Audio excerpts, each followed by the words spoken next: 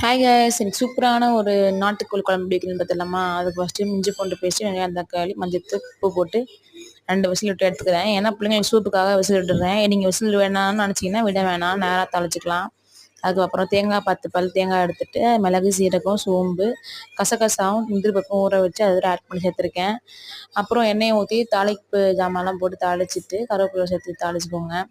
அப்புறம் சின்ன வெங்காயம் 2 பெரிய வெங்காயமா அரிஞ்சு வச்சிருக்கேன். அதையும் போட்டு நல்லா வதக்கிக்கோங்க. வதக்குனதுக்கப்புறம் தக்காளி சேர்த்து அதையும் சேர்த்து வதக்கிக்கோங்க. உப்பு சேர்த்து வதக்கினா கொஞ்சம் சீக்கிரமாக வதங்கும். உப்பு சேர்த்து வதக்கிட்டேன்.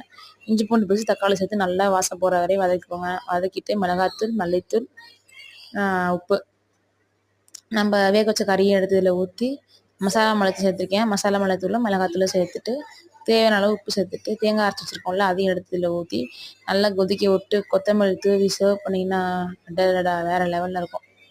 ட்ரை பண்ணி பார்த்துட்டு எப்படி கமெண்ட்ல சொல்லுங்கள்.